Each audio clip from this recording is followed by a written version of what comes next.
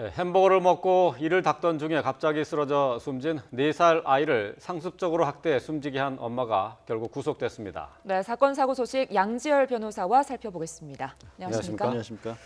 자, 이 엄마가 경찰에 나와서 먼저 진술했던 것은 딸이 햄버거를 먹고 이를 닦다가 갑자기 쓰러졌다고 얘기를 했어요. 처음에 다들 좀 의아하게 생각하지 않았습니까? 그렇죠. 결국은 아동 학대 혐의 그 정황이 포착이 되면서 이제 구속이 되는데요.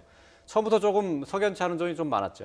일단 아이가 병원에 도착했을 때 그 검진을 맡았던 의사에 의해서 경찰에 신고가 접수가 됐죠. 예. 아이 몸에 상당히 많은 상처가 있었는데 그게 하루 이틀 사이에 벌어진 일이 아닌 것 같다. 이미 장시간에 걸쳐서 어떤 학대 정황 같은 것이 보이기 때문에 경찰에 신고를 했고 수사를 해본 결과 또 이제 이 사건 자체가 알려지면서 굉장히 많은 어떻게 보면 사회간의 관심이라든가 언론의 보도 같은 것이 집중이 되면서 피의자가 심적으로 부담을 가졌다라고 합니다. 예. 그러면서 이제 경찰에 자신의 학대 사실 자체는 털어놓았는데 굉장히 충격적이었죠. 8차례에 걸쳐서 폭행이 이미 있었고 한 달 사이에. 네. 그럼 뭐 꾀병을 부린다는 이유로 뭐 쓰러진 뒤에도 손발 그냥 마구잡이였던 폭행도 했었고 이 아이가 숨지기 직전에는 한 28시간 동안 사실 식사도 주지 않았다고 합니다. 네. 그래서 네. 여러 가지 정황상 분명히 아동학대는 명백해 보입니다. 네. 네. 아이가 소변을 가리지 못해서 나는 훈육을 한 거다. 피해자가 이렇게 주장하고 있는데요. 사실 대부분의 아동학대 피해자들이 나는 학대가 아니라 훈육을 한 거다. 이렇게 주장하지 않습니까? 법적인 의미에서 본다면요. 우리가 친권을 행사한다라고 할 때 말은 권리라는 표현이 붙어 있지만 사실은 의무지 않습니까? 예. 자신이 아이를 보살피고 이렇게 보호해주고 양육을 해줘야 될 의무가 있는데 그 부분에 대해서 자신이 잘못한 부분은 생각을 하지 않고 마치 어떤 상위와 하위 개념에서 내가 마음대로 해도 좋다는 지배적 개념에 권리라는 것이 들어있는 것처럼 나는 내 권리를 행사한 것뿐이다라는 식의 억지 변명인 거죠. 예. 훈육과 학대. 글쎄요, 뭐 정신적으로 또 신체적인 물리적인 충격을 가하는 것 외에도 정신적으로 아이를 학대할 수도 있는 것 아닙니까? 예, 여러 가지로 뭐 그렇습니다. 훈육한다고 하는 것은 부모가 좀 주의해서 잘 살펴봐야 될 부분이 많이 있는 거죠. 그 훈육이라는 말도 말 그대로 이 아이를 사실은 양육이라는 거, 키운다는 거 이렇게 예. 저 잘되게 한다는 쪽에 있는 거지 그거를 뭐 정신적으로든 물리적으로든 다스린다는 의미를 강조하는 게 아니거든요. 예. 뜻 자체를 좀 잘못 남용하는 사람들이 그렇게 있는 거죠. 예. 네.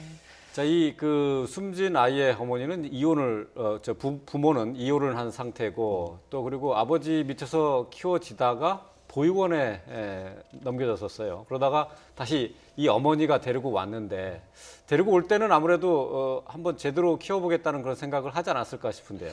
그 부분은 앞으로 수사기관에서 조금 더 수사를 해봐야 될 것이 왜 구태여 이 아이를 데려왔는지부터가 사실은 저는 의문입니다. 예. 그러니까 상황 자체가 아이는 비록 아버지 손에서 키우다가 보육원에 맡겨졌지만 보육원에서 굉장히 적응을 잘했고 주변 예. 아이들과도 잘 어울렸다고 합니다. 예. 그래서 그런데도 불구하고 그냥 엄마하고 아이라고 할지라도 긴밀한 어떻게 나서부터의 관계가 형성이 안 돼 있으면 사실은 남남이랑 마찬가지지 않습니까? 갑작스럽게 4살 된 아이가 예. 아무리 친엄마라고 할지라도 그 아이에게 모정을 가린다는 게 굉장히 어려울 수도 있는 거거든요.